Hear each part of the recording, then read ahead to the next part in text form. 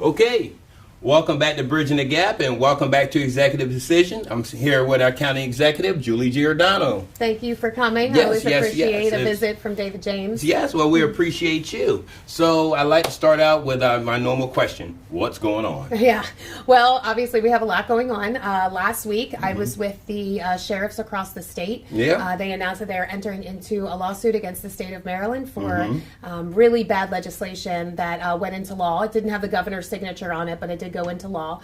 And it's definitely a violation of the Constitution of the Supremacy Clause. So I know at our council meeting, the sheriff's going to be talking to the council about that just to keep everybody abreast of the situation. But it was really important for us to, stand up, and I was right there with them. So my name is not on the lawsuit. It is just about law enforcement not being able to communicate with federal agents and ICE, which is, it's absolutely ridiculous. So the sheriffs will be putting their name on it, but as the county executive, just showing that support, especially for the Lower Eastern Shore. And I was able to be part of that press conference. So that's a big thing that's going on. Right. Okay. And then we also have the budget. So we have turned everything in. We've done a lot of back and forth, some negotiations on some things.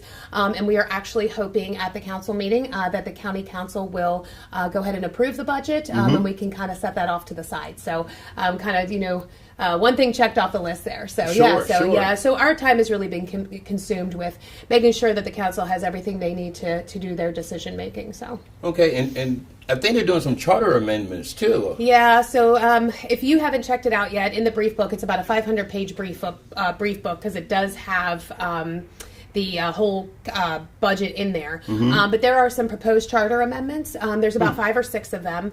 And I will tell you that there are a few that are okay. Term limits is on there. Okay. I don't love the way that they did it because it's 2 terms for me, 3 terms for them, 5 terms for the sheriff, which I don't even think they have a say in. But I don't really love that. But there's a couple of charter amendments that are taking power away from the executive office and putting it in the hands of the council. And I actually will be making a statement at the council meeting just stating that our charter is here for a reason. The people have voted multiple times for the executive form of government. Sure. You really need to respect it and not be interfering, in the day-to-day operations. We'll see what happens. So I definitely, I know we made Question A very visible and people knew all about it, and we will be doing the same thing for these charter amendments too. So tonight is just a discussion, so it's just a work session, so I definitely want people to pay attention to them. It went hush-hush then, and nobody knew about it. Well, yeah, so it was on the agenda, but that doesn't mean that everybody checks the agenda or the brief book. But we will make any of the ones that go forward that they vote on, we will definitely make them vocal. I will tell you the days of sneaking things onto the ballot and using convoluted language, that those days are over. And so the people of this county need to know exactly what they're voting for. And so we will be doing that. So they're wanting to put it on the ballot? Is that what they're voting on? Yeah. So today is a work session. They're going to discuss about 5 or 6 topics to see if it's going to go forward for a vote to put it on the ballot for the people to vote. Now, when you hear that the citizens are going to get to vote, that's great. You get the voice of the county, but what they rely on is that the county is asleep and that the county doesn't know what's being put on there and they just check yes or just check no without really understanding.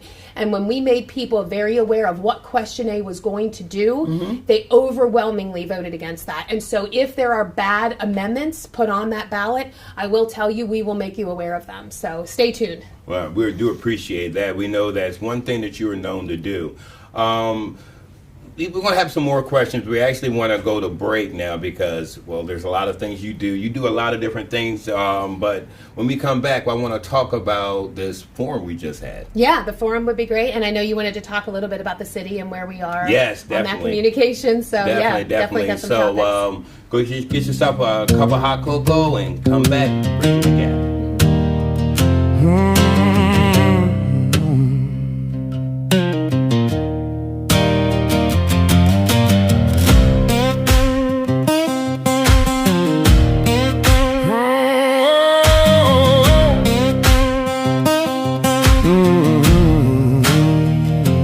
Floorboards creak under a heavy boot. Deep in the soil, I'm planting the root. The clock on the wall is a hammer and nail, marking the wind and the turn of the sail. I don't look for luck, In the bottom of a cup, I just clear my head and I lock it all up. The world is a whisper, the light is a sliver, but I'm moving deep like a mountain-fed river. I'm setting the pace, I'm carving the line. Everything's moving on my design. If the gate is rusted, I'll find the key.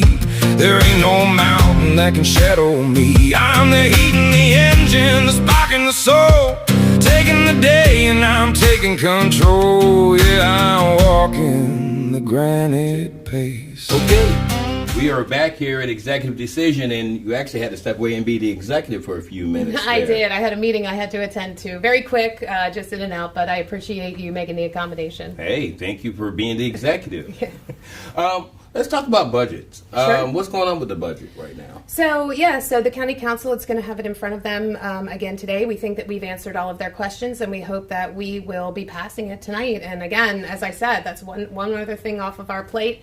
But there's some, a lot of good things in there. We've got a great, plan for our deputies. A great FOP agreement. We've got some great capital projects in there. And so I'm really, record investment in education and even just in public safety, not just our sheriff's office, but really across the board. We are looking to bring our deputies to 70,000. We're looking to bring our correctional officers to 50,000. So these are going to be big selling points, so we're really happy about that. We have a 5% COLA for the majority of our employees. We've done a little bit more in emergency services, 8%, and of course our deputies got a big jump. We really took time to invest in our employees here and making sure that they have, the best, package, for, going forward. So you got to take care of the people that work for you. So It's very impressive the way you work on doing that. But I have a question. I heard you say starting the deputies out at 70,000. I just think I saw on Facebook somewhere where Salisbury's doing the same thing. Yeah, it's kind of funny. For weeks and weeks we kept hearing on how that was such a smack in the face and how we would ever be able to pay them that amount of money. And Salisbury didn't have the money. And, we kept hearing, back and forth on a lot of things. And then all of a sudden they're paying their police officer $71,000 actually. Starting, yeah. So, I know that they have to retain, but it is kind of frustrating to keep hearing, we don't have money, you need to pay us money, you need to do this, we don't have it, and then all of a sudden it's like, okay, well, here we are, we're paying it. So it's either you have it or you don't have it, you know what I mean? And so here we are, already, I won't even say already behind because our deputies are getting a very good deal right now.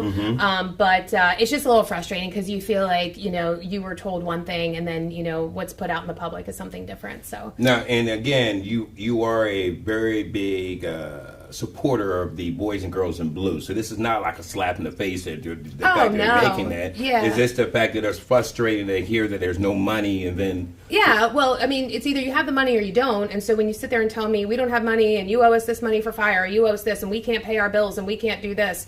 And then there was this whole thing about getting rid of the unions, but you end up paying more than what's out there anyway. I think of what was more than what was proposed. So I don't know. I don't really know who does the city finances. I don't really want to know. I have enough to deal with here. But it is kind of frustrating to hear we don't have any money and then all of a sudden you start advertising at 71,000. So you got money somewhere. Where is it? So well, and I want to actually stay there for a few minutes and talk about the fire service agreement. Sure. When you came in, how much was the city fire departments getting? So they were getting, there's 3 stations, but collaboratively they were getting $754,000 total. Total, altogether? Altogether, yep. Our payment in 2022 was $754,000. And I just proposed $2.3 million. Okay, so that's what? Triple. Triple the amount. Okay. Yeah. Now, the last time, of course, we have our executive decision for the most part. We have it on the first council night of the a month. Right after our last one, the city council president, April Jackson, was actually at the podium in there, and she made a comment about the fire service agreement and the fact that this administration has paid more, but they are owed more. And I did talk to her, and she's recommending that they get $5 million a year. Is that possible? I think the word possible is just a little tricky in that. I don't think it's reasonable. Like, so forget it being possible. You know, there are a lot of things that are possible. We'd have to make a lot of cuts and things like that. But is it reasonable? And I don't find it reasonable. You know, the city of Salisbury's budget, the fire department, is very inflated. It's sitting at about $15 million. A lot of that is due to SAFER grants. So they, got grants from the government to hire people, and then they have to take those operational costs once the grant is up, and they can't cut those people. So we have a $15 million budget. We have, about $3 million they're getting in reimbursement from, insurance companies and things like that. So if you take that off the table, we're about at $12 million. And then, but then looking, the way that they came up with it is that they said that a third of their calls are from county residents. And so therefore we should pay a third of their operational. And that is just not apples to apples. I mean, that's just, how they determine their operational budget, I have no say over. So the fact that you're just going to bill me a third of it, I don't really think so. When we did the 2.3 million, I thought it was very fair. It's, 3 companies, doing the same work, fighting the same fires with the same needed equipment as our volunteers. I know the council, they had talked in a last budget meeting to give them an additional about 300,000, so it brought it up to 2.6.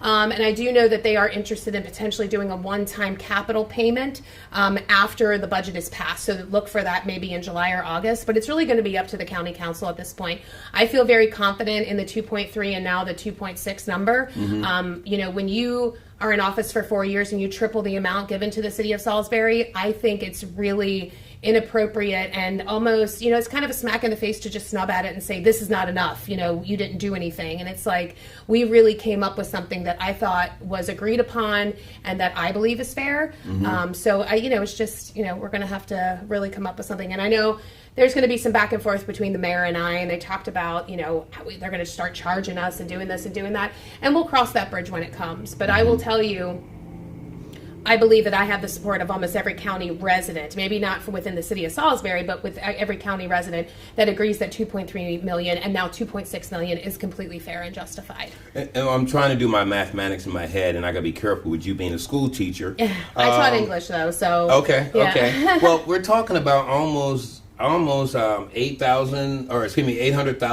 per station. Per station, and they were getting how much collectively before you? 754. So divide that by 3. So you're talking about getting them a little bit more than what they were getting all 3 together each. Right. So they would have gotten about 250,000, give or take a little bit more, and now we've upped that to about 800,000 per station. So again, it's very frustrating for me to hear, you didn't do this or you didn't do that. And what I had to remind, the mayor is we have a lot more financial obligations than the city of Salisbury does. Yes, they have their own fire department. Yes, they have a police department, but we also pay for the entire school system. I told the mayor, I said, how about you pay for the school system and I'll pay for your fire? I said, that's a difference of $56 million comparatively to $15 million. I'll take that $15 million all day. You pay the 56 to the schools. So I just, kind of explained to him that, the county just has a little bit more that what they have to worry with. And we have a lot of other things that we are putting money into. And I'm not saying the city of Salisbury isn't important and that I don't want to support them. But when you have your fire chief come to me and say, I want 825 per station, and that's around what we gave them. And then all of a sudden it's, well, that's not enough. And then the number was 4.1, and then the mayor got mad, and then it was like 5.7. So I can't even really take him seriously because he just ups the number every time he gets upset. So I've told him we will have a conversation. Fire service in this county, regardless of it being city of Salisbury or us with the volunteers, it needs to be revamped. It's not done correctly. And even the volunteer chiefs, I feel like, have come to that understanding. And so it's going to be up to us over the next couple months and really into hopefully me being reelected and into this next term, really looking at fire service and what that future is going to look like. So, and I was just thinking in my mind, because I've been throwing this out at different people, what do you think about a county-wide fire service? We've been looking at that. I mean, it's very expensive. We know that. I think eventually we're going to have to go to that, especially EMS. I think our fire departments do an amazing job. They do an amazing job all in all, but they really do an amazing job with fire. I do think there are some struggles with EMS. And so we have looked at what a countywide system is going to look like. And this would take it, I mean, when I said this to City Council President Jackson, she said, let the county see if they could handle it. I mean, all the finances of it. And then that would mean that the fire department would be not just Salisbury's, correct? That would be everywhere. Yeah, so we would have it where the city of Salisbury would have their own fire department, and then they would just sort of work within their, city. And then, if we had a county-wide, we would end up taking, the other aspects of it. So, we have a large county, and we are in no way, shape, or form ready to do that anytime soon, but it is something that we are going to address. It has been kicked down the road. I think, the can has been kicked down the road for a while now, from executive to executive. And, if I do get reelected, there is something very liberating about knowing, and I say this now, I guess anything could change, but there is something very liberating about the fact that you do not plan to run again. And so, these will be my last 4 years. And so those very tough decisions that nobody wants to make because they're just not really sure about what's going to happen are going to be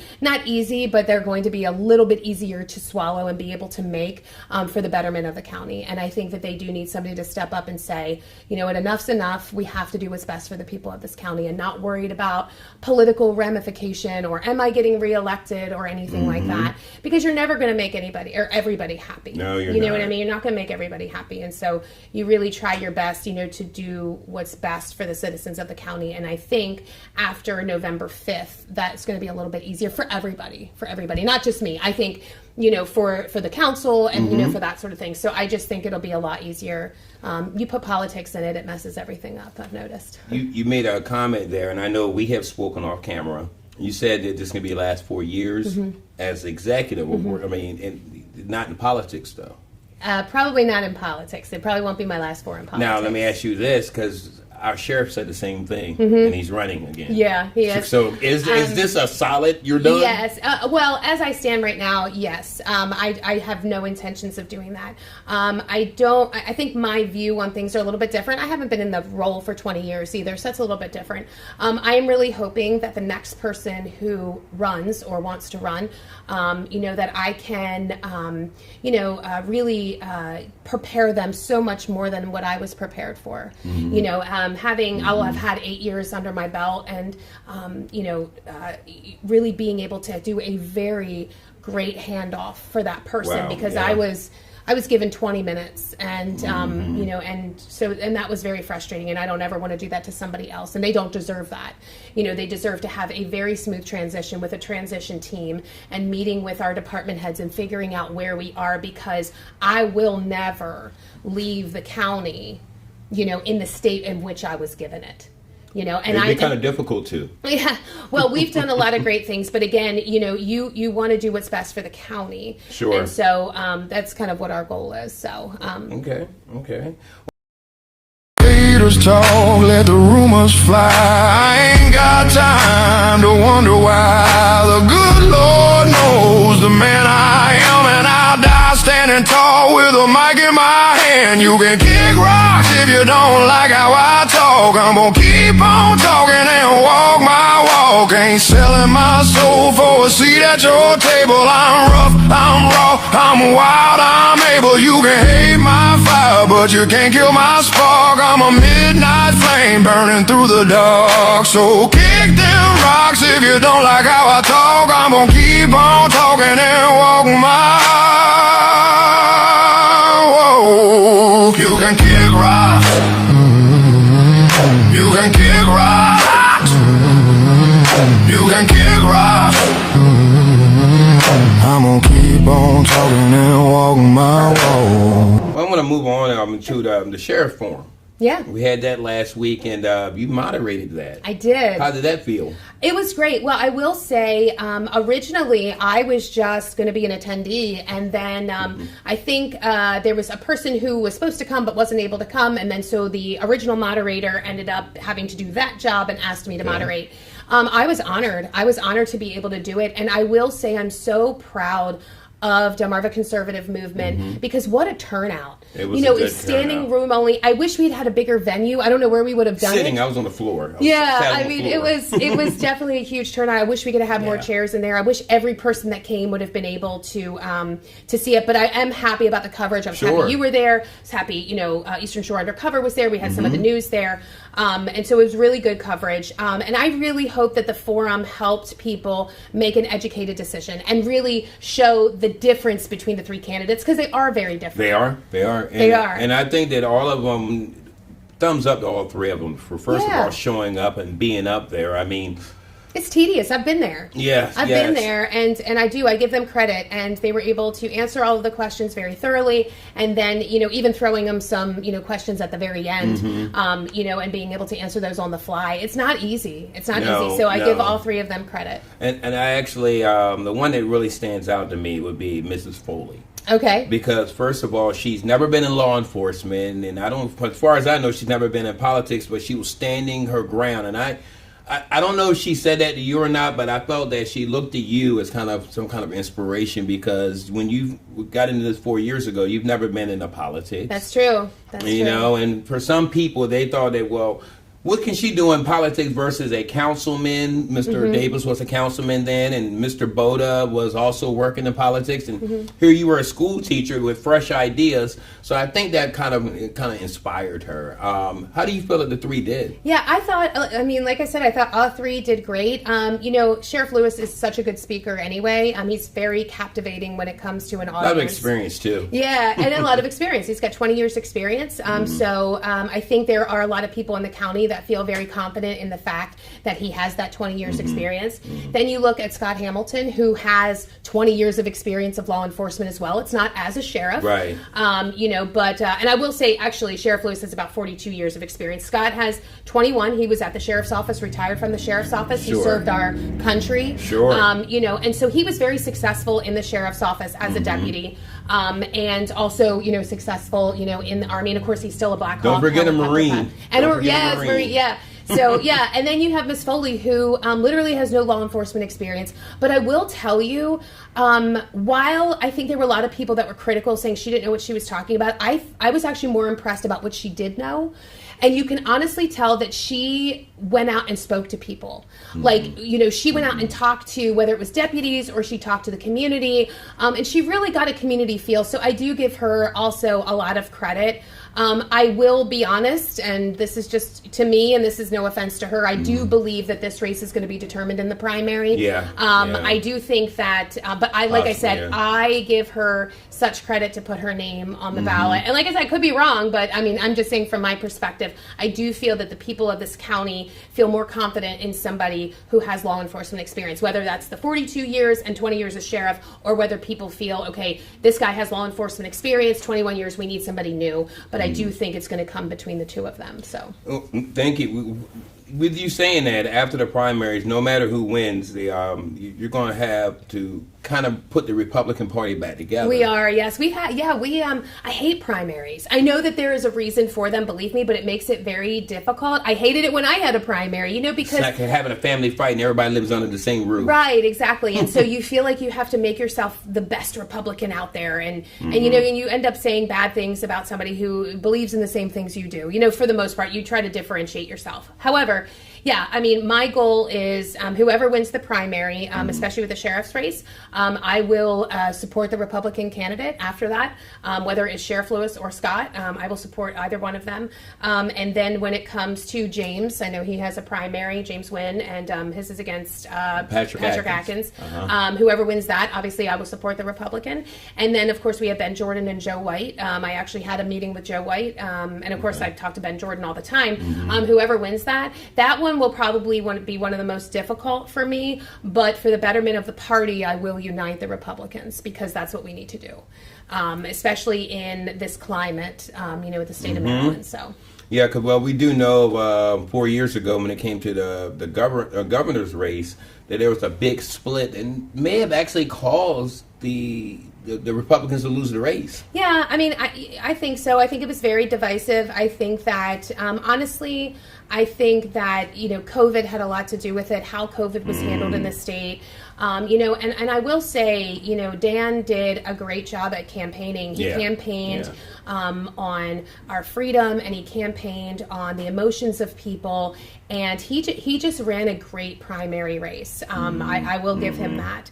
It'll be interesting. I'm wondering if he'll prevail again this time. So he's got a little bit more, competition in there. So we'll see. I'm excited to see what happens. Now, you were talking about you had a meeting with Mr. White. Has there been any other candidates that have called you and said, hey, let's sit down and talk? I do know that when I did the interview with Mr. Guy, he was eager to try to get up with you and talk. But Yeah, has any of them actually reached out to you? Yeah, actually, I saw Mr. Guy at a chamber event, and we did chat to say that we do need to get together. Yes.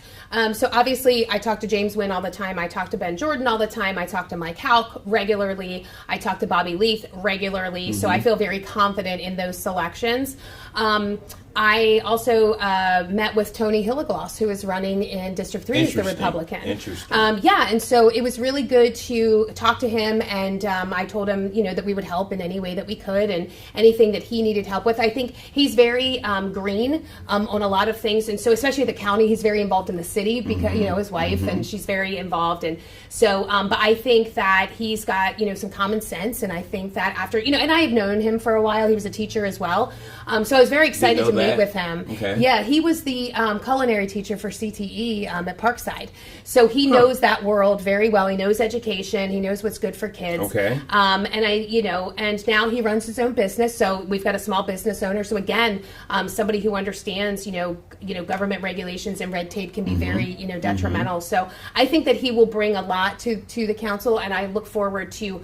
He doesn't have a primary, so I look forward to working with him over the next couple months and really helping him with what's going on, specifically in the day to day. So. Okay. Now, of course, I know you have to speak to Councilwoman Shields. Have you spoke to her opponent? Mrs. Kennedy. I have not. I know her quite well, and I have heard nothing but lovely things about her. I've heard a lot of great things about her. And I've talked to her and had a couple interviews with her. Yeah, so, and I've watched those to sort of, be more abreast. I'm excited. We don't have a Republican in that race. No. So it would be very interesting to see. I think that she would be a great addition to the council. It's nothing against Councilwoman Shields, but I do think that she brings a sort of liveliness that maybe is needed for that district. So we'll see what happens, though. So. Okay. Well, since we're talking about those candidates that are running, of course we know that for the last 4 years you've kind of had some critics who are now actual candidates. How has that relationship with them changed since they've been candidates? Have they reached out to you? Have they been less combative on their show? Some have. I think others are it's just in their DNA to be that way. But yeah, no, some of them definitely have. Which, I am appreciative of. However, I think that it's just a little, it's just too late, for me anyway. If they do make it onto the council, I obviously will try to work with them as best that I can. But for the most part, when I was having a meeting with one of them in particular, I just talked to them about, that we are human beings. And even as an elected official, I know that attacks can be taken on us because of the role. But, I do have a family and I do have a son. And so it's really difficult sometimes to go home and try to explain why these people are so nasty to, especially for Jack, to his mom. And so I try to remind them that as they're campaigning, that these people do have families, and that stick to the facts. Great point. Stick to facts, and and so there was some clarification there, and I think moments of clarity, which were good. But we'll see. Like I said, as an elected official, you just have to be, have that tough skin and be ready to take shots, and and that sort of thing. But I just hope they're ready, because if they do become elected officials, then they're open. They're not just a citizen anymore. They have allowed that open target, that big target on their back at that point. So. Well, I do know, speaking with Mr. Venosa, and his words was, if he is elected, that he will no longer be part of that show. So I've heard that from another one. So that's 2 out of 3 that won't be doing it. So I don't know if the show will then fold, which is kind of interesting to me, because I have a strange feeling that if you were to become an elected official, if ever, I don't think you would stop bridging the gap. And so to me, it makes me wonder, if your show is that controversial that if you become an elected official, you have to stop, then maybe we probably should have revamped your show. I didn't stop the executive exclusive because I became an elected official. I started it because I was an elected official. The reason I stopped it is because I was, very frustrated with a specific organization that was allowing lies and slander and things like that on their program. So that's why I stopped. I just said, I'm not going to support that, but I'll do these type of shows, Sure. But it's just kind of interesting. Their tone seems to have changed, where I think that they start to realize, maybe the people who enjoyed what I was saying are only in a small little group, that the majority of citizens do not like that. Well, my thought is also, once you're actually out there and you're actually knocking doors, because I have to give it to them. I've been at many different events and they've been there. And I'm wondering, once they're actually exposed to what's really happens, maybe they're like, maybe we're being a little harder. I don't know. That's my thought. Maybe. And I told one of them, specifically, I said, you are only hearing 10% of what really happens. You see the tip of the iceberg. I said, and what frustrates me is that you take that tip of the iceberg and then you spin it into, a couple of episodes on a show for clicks and likes and whatever the case may be. And then when the truth comes out, you never self-correct, or you never correct what you put out there. And so that's really frustrating to me. I'll give you a perfect example. I think there was a couple episodes done where they were saying I was going to bankrupt the county, even though the council does the appropriations, but I was going to bankrupt the county. And I was spending money like water, and I didn't understand this, I didn't understand that. And then the audit came out, and we were sitting with $96 million in the bank. And, and I knew it. I knew what was in there, but, I waited because the receipts were coming, and then but there was no correction made. Hey, we were wrong. To the citizens of this county, we are not in financial crisis. We have a great reserve. And then the cherry on top was that when we got the bond rating increase. So, you know what I mean? So apparently my staff and myself, we know what we're doing. We've made those investments, and we've listened, and we really try our very best to do what's best for the taxpayers. But that's what I said to him. I just said that's the issue, is that there's these receipts of untrue information that have been put out, and there's no corrections made. So well, I think, like you said, receipts prove what's going on. Exactly. So, but my wife and I, we rolling all around this county, and we see signs everywhere of everybody, to be honest with you, but it's been a whole lot of yours. Oh, you have? A whole lot Good. of yours, yes. And now, I haven't seen as many from your opponent. How does that make you feel? I'll be honest. I've put out about 250 signs right now.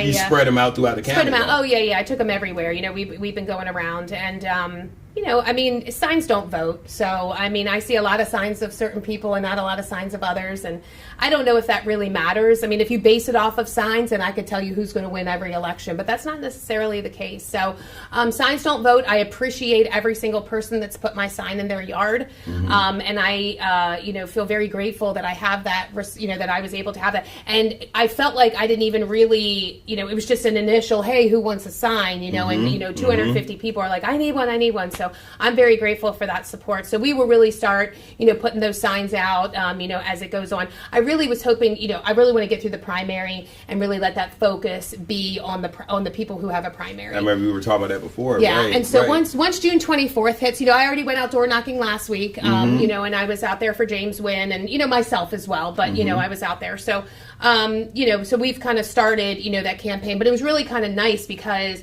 I can't imagine trying to do a budget and campaign for a primary. So I am very grateful that I did not have one. Yeah, that would have been a lot. Well, I can definitely say from District 2 area, there's a lot of appreciative people down there for the things you've done during your administration, and I'm excited to see what happens here in the future.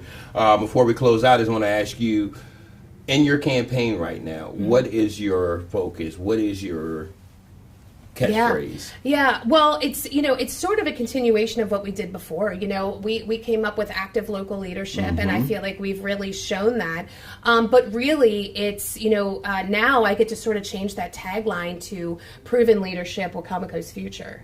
And so that's kind of what we're looking at is I have those receipts now, and I get to say, this is what's in the bank. This is where our budget is. This is what we've done, and this is what we have invested. And you see it around the county, and just in our term, you saw a new CAC building. You saw the sheriff's office get finished. Yeah. You saw a new library down in Parsonsburg, and we're still continuing on. The Civic Center's almost done. A new fishing pier, and I'm sorry, I'm still District 2. Fishing pier in new District fishing 2. pier. Yeah, we were getting ready to head down that way, and then you see the Civic Center. You'll see the runway extension finished in the fall. So, the things that we said, that we were going to do, we've really done. And what's really exciting is I was at a conference 2 weeks ago at the ICSC, and basically you go there as a county representative and you basically shop. You shop for realtors, you shop for restaurants, you shop for developers, you shop to get people to come to your county. And I am really excited. I can't announce who it is, but I will tell you the vacant Macy's, hopefully here soon, will not be a vacant Macy's any longer. So we were able to really hearing this? finalize some details while we were out there. So we were really excited. So Wow. with some other people coming too, but this is a really big one, and we're really excited to be able to make that announcement. I don't think it's what everybody thought it was going to be, but once we realized what it was, we were like, okay, we can do this, and this is exciting, and it's really going to revamp that mall. And even though it's the city of Salisbury, you know, as it's, the city of Salisbury is part of Wacomico County, and so I love when new business. I one of my biggest pet peeves is vacant business. Especially at that mall. My gosh, you Oh, got a I mall know, that's so I know. I vacant. hate it. I just hate it because, you know, because when you have stores, that means that people are shopping, your community's thriving. And so I really hope that that we continue that momentum. And so I'm really excited, and hopefully soon, hopefully around Christmas time, we'll be able to make the announcement. And I want everybody to remember something. Her being the executive means she's got to be the top business person in our county. So every time you see a new business come in here and you're out shaking hands and kissing babies, we're appreciative, because that means Wycomico's put on the map. We're known nationwide now because since during this time, and you being in office, we've gotten national attention for many different things. Yeah, absolutely. So you've not quietly went through administration. I'm excited to see what happens next. Yeah, no, I'm excited. And I will say, and I said this at my State of the County, these past 4 years have been so amazing. And have I learned a lot? Absolutely. Is my second term going to be very different than my first term? Absolutely. Interesting. We've learned a lot. And are there things that I would change? Of course. You know, but every single one of those things that I would change, I look at as a building block, as a, you know, it shaped me into the leader that I am now. And I am nowhere near what I was then. And I was proud of what I did then. But we are the county is in such a good place. We are moving in such a great direction. And I really hope, regardless if you are Democrat, Republican, Independent, Tea Party, Green Party, unaffiliated, whoever you are, I really hope that you see that. Set the political stuff aside and you look at the receipts and you see what's going on in this county. And we really are doing good things all across the board. It doesn't matter. From rec and parks to the sheriff's office to, you know, state's attorney to, you know, planning and zoning, whatever. You know, we really have made good strides. So I hope people see that. 4 years down the road, look out, Governor. Yeah, we'll see. I'm just saying. Yeah. I'm going to say that now. Thank you again, Executive Giordano. Thank you, sir. We're Always a looking pleasure. forward. Yeah, looking forward to see what happens in this next month. And when we talk to you again, I know it's going to be great things that have happened. Oh, yeah, next month, the primary will be over, so we'll have a lot to discuss. Tune in next time. This is Bridging the Gap. This is Executive Decision. Thank you again. Have a great one. I don't listen to the weak. I didn't walk through the fire just to hear you complain. I'm the one holding the whip. You're just wearing the chain.